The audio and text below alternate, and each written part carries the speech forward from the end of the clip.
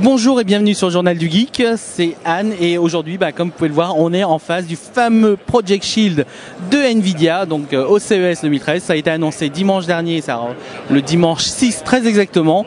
Et donc l'avantage du Project Shield, moi je fais partie de ceux qui sont assez emballés par le Project Shield, tout simplement parce que bon, ça utilise le fameux nouveau processeur Tegra 4 de Nvidia avec les fameux quad-core, beaucoup plus de puissance que le Tegra 3 avec un écran 5 pouces, un système Android Jelly Bean, tout ce qui est plus classique, et enfin une manette intégrée.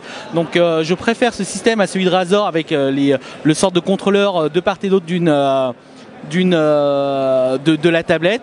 Et l'avantage du Project Shield, c'est que ça a vraiment la taille d'une manette Xbox 360 ou PS3, et donc c'est quand même beaucoup plus portable que ce qu'on connaît. À côté de la puissance, de la mémoire et tout ça qu'on connaît,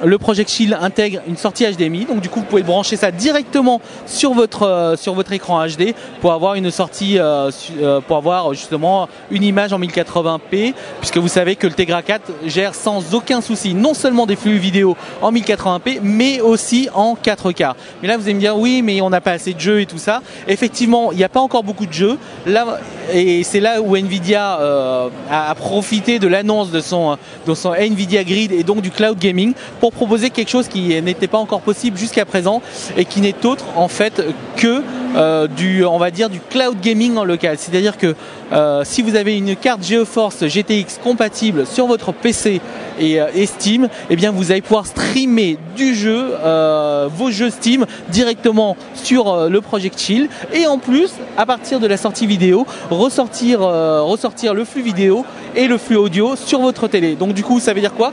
Ça veut dire que potentiellement par exemple on sait très bien qu'un PC est très très puissant, et même d'après la conférence de presse de Nvidia, c'était quasiment 10 à 15 fois plus puissant qu'une console de génération actuelle. Donc du coup ça veut dire qu'on pourra même se passer d'une Xbox 360 ou d'une PlayStation 3, avoir juste son PC sur le réseau local et pouvoir jouer à des jeux en haute qualité comme Assassin's Creed, Dishonored, ou alors encore FIFA et tout ça. Bon, FIFA c'est pas encore totalement compatible, mais je pense à tous les jeux Steam comme Need for Speed, Most Wanted et tout ça, non, pas de film Need for Speed, sauf qu'on a eu une démo de Need for Speed Most Wanted qui fonctionnait très bien aussi. Donc ça veut dire que même si l'annonce du partenariat avec Origin n'est pas encore actée, ça devrait être aussi compatible.